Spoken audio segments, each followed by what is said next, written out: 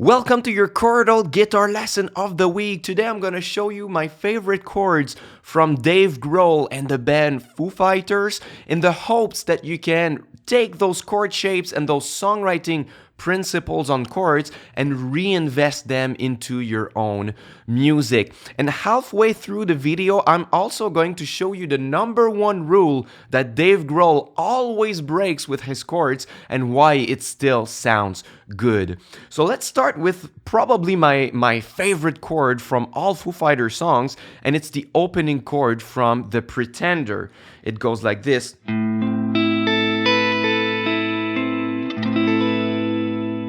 This is a beautiful A minor add 9 chords. And I know a lot of add 9 chords, but I rarely think about this voicing here. And what's good about this is that the ninth is actually the highest note in the chord, so it really shines on top. And what's great too is that they changed the bass notes to do something else with this chord, so it goes like this.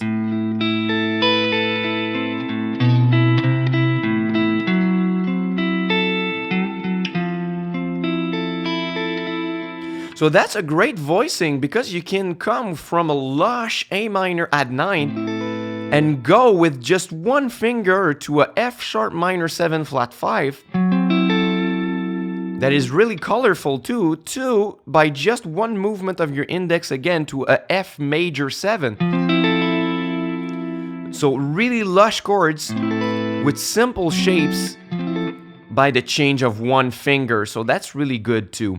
Another chord that I really like from the repertoire of Foo Fighters is actually a very simple chord. It's played like this. It's an A major chord, but played in a very unusual way, and it's the chord of the song These Days.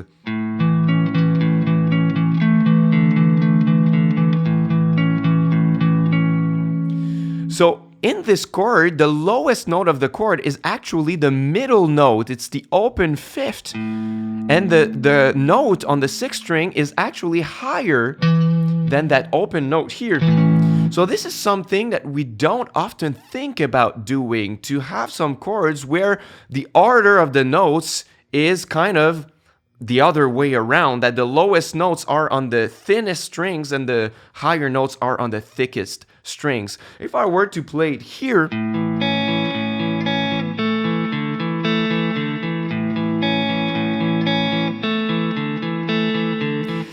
we lose that kind of feel, we lose that warmth that playing on the thicker strings here. We lose that warmth and that unique timbre that it gives us to play right here. So it's another neat trick to keep in mind. You could try some other chords that you know and try to play them here on the fretboard and see if they sound different, which is something really clever they did on These Days. Another song that I really like is the song Walk, and I love the album Wasting Light. This is one of their best in my opinion. So I love the beginning of the song that goes like this.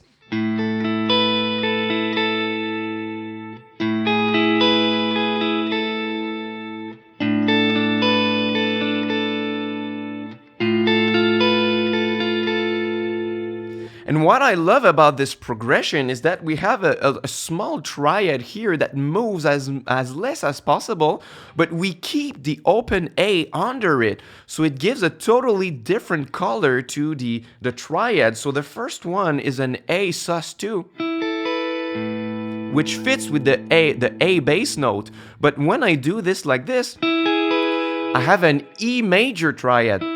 But with the A bass note, it sounds more mysterious this way. And then we have a B minor 7. And we have a D minor with an added 13, which is really lush. And once again, with the A bass note, it sounds mysterious. It has a certain quality to it. So adding the same bass note under all chords is called a pedal point. And this is something that I love because it's in a lot of progressive rock music.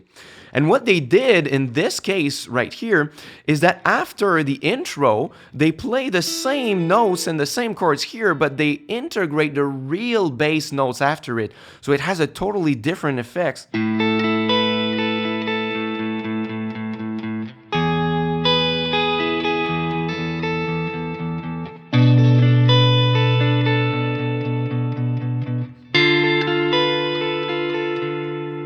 So it's a neat trick when you're writing a song to start with a pedal point with the same bass note under all chords because it sounds more static and it gives a new color.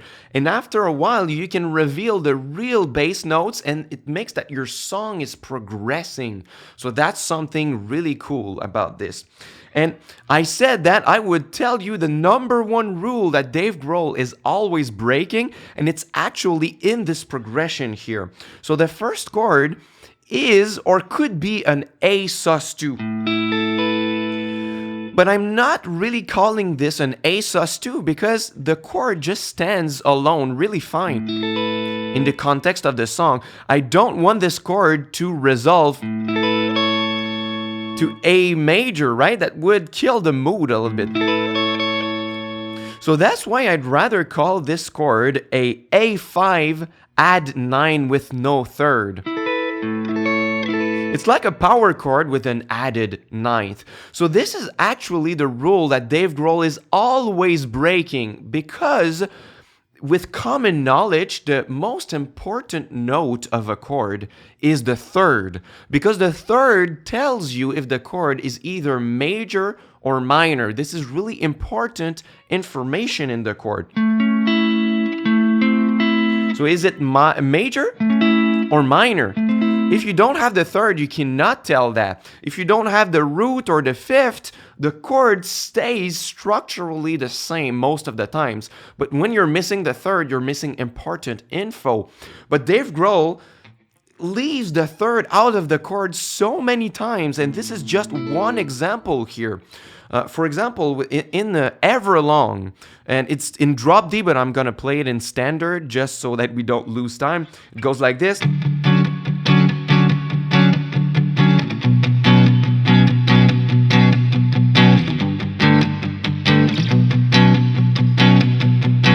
So these chords right here is the same thing. It's like a power chord with an added ninth. But this chord is pretty neutral. You don't know if it's major or minor, right? Major or minor. We don't know it. We don't have enough information, but because of the rest of the song and the context of the key of the song, we can know in our brains if this chord should be or should not be major or minor. We take it from the context here.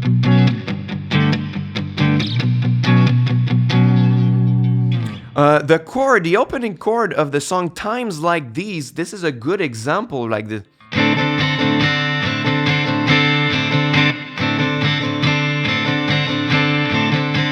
So this is pretty much a D dominant 7 chord with no third. The way it's done like this, you have twice the root on the same octave, and this is another rule they break often. They will double the notes on the same octave, which serves no purpose, but they still do it, right? It's just a thick chord because of it.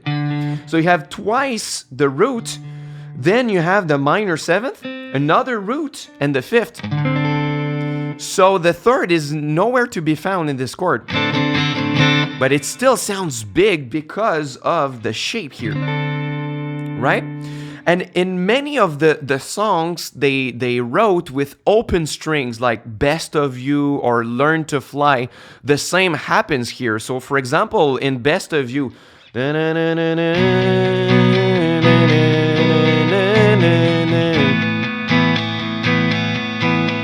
the chords like these ones, like it's a B power chord with the 2 open strings on top. So it does a kind of B sus4, but once again, I don't feel that like it's a sus4 that wants to resolve on B major or B minor. I just feel like it's a B power chord with an added 11th on it.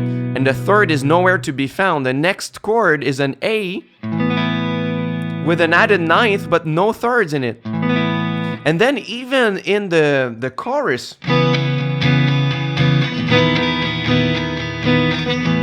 like the chord, the E chord right here, it's an E major 7 with no third. Once again, you can find this everywhere in their music. They leave the thirds out of the chords. It's the same in Learn to Fly. This is the same B chord.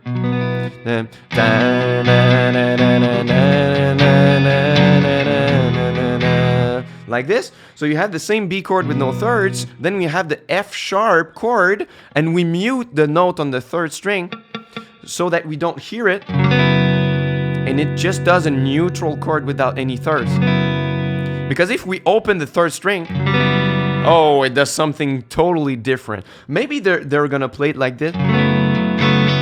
But the point is that there are so many thirds left out of the chords in the music of the Foo Fighters. And sometimes I think there might be two reasons for that. First of all, it's just because they don't care as long as it sounds good. And I think it's a good rule when you write music, as long as it sounds good. But the second reason is because they have 3 guitar players in the band. Sometimes that missing third is going to be present in other lines. So for example, if I come back to times like these,